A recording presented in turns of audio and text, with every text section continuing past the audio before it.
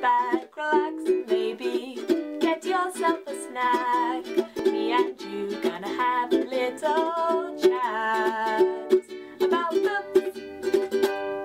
Hi guys, so I am here today to do a book review, and the book that I'm going to be reviewing is Changeless, which is the second one in the Parasol Protectorate series by Gail Carriger, and I love these books. They are so much fun. So let's get into what they are all about. As I said, this is the second one in the series. The first one is Soulless, where we meet our main character, Alexia, who is actually a soulless person, which means she does not have a soul.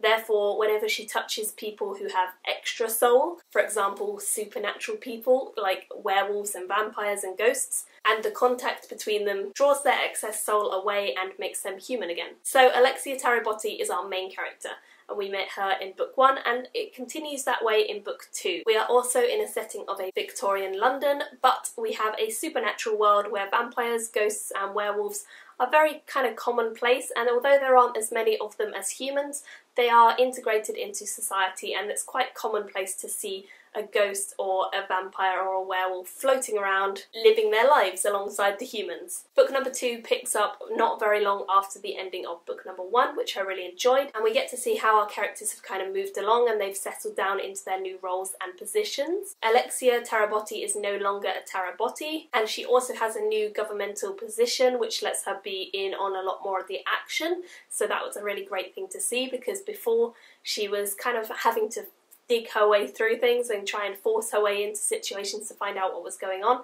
But this one, because she has more authority, she can get in on the action a lot quicker and the story gets going really, really quickly. I do love Alexia as a character. I think she's really, really great as a kind of female protagonist who is strong, who is feisty, who knows what she wants and she's going to get it, and she's just very, very entertaining to read about. She doesn't take any nonsense from anyone, and she's very quick with quips and responses and kind of retorts to everyone, so it's a lot of fun. Plus, this series generally is just enjoyable. Alexia is always in control of herself and she doesn't take any nonsense from anyone around her. She has a good heart and she's kind to her friends. The fact that she is also a soulless is of course really interesting, but it's not the main focus of her character by any means. She's definitely a woman in her own right and she knows what she's about. She's also very intelligent, so she's an interesting character to read about from all perspectives, and in this adventure that definitely is still the case. This story revolves around the idea that there is some sort of problem with the supernatural beings of this world.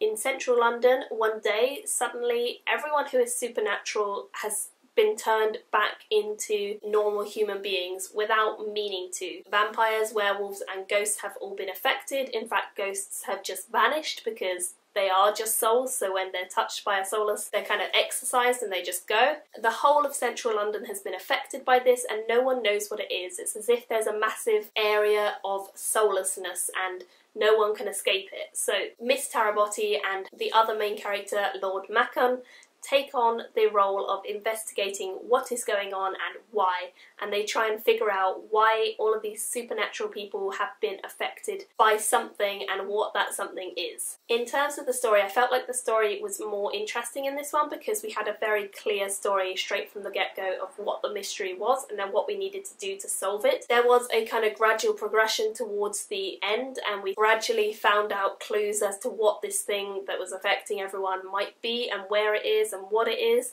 so I liked that. It was, however, really action-packed. There was a lot that happened. There were a lot of twists and turns that I didn't always see coming, and I really enjoyed it. I thought it was a really, really fun story. Whilst the story is the fun part, it's definitely the characters who are the most engaging.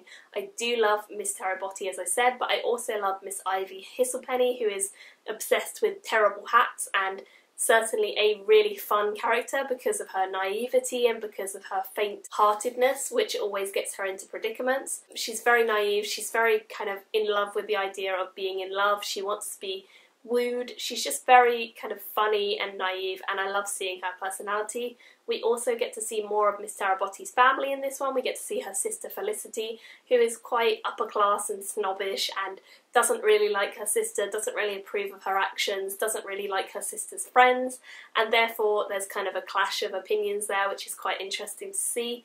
I loved Lord Macon, he's really engaging, and the relationship that he has with the other characters is always entertaining because he definitely is quite similar to Miss Terabotti in that he always wants to get his own way and work things out for himself. Overall, the characters are just so entertaining. I loved meeting Madame Lafoe. She's definitely an interesting addition that we hadn't seen before because she wasn't in book 1, and I'm sure that she's going to be an entertaining part of the rest of the series. She is an inventor. She is just as strong-willed and entertaining as Alexia is, which is great. I also love seeing Professor Lyle again. He's one of my more favourite characters because he's just really loyal and loving and he gets things done, he gets everyone organised. I loved Lord Akeldama, even though he wasn't as much of a focus in this story, I still think he's a great character.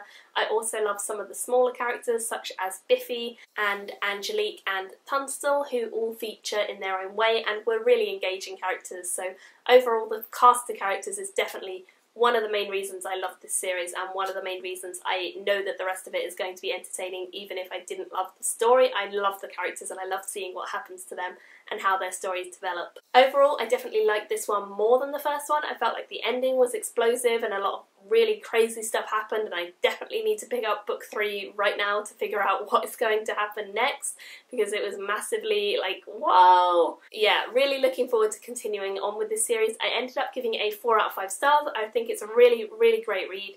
Lots of fun, definitely engaging, and I would definitely recommend it to you guys. So do let me know if you've read this series or what you think of these books, what you thought of this one in particular, and whether or not you would recommend the series. I love them. I think they're really engaging. I think the society is just very entertaining, and it's kind of like a parody of itself and a parody of Victorian times. So it's really fun, light-hearted read, and I would definitely say it's worth reading. So let me know your thoughts down below. Thank you guys for watching, and I will see you all very soon in another video. Bye! Me and you gonna have a little chat about the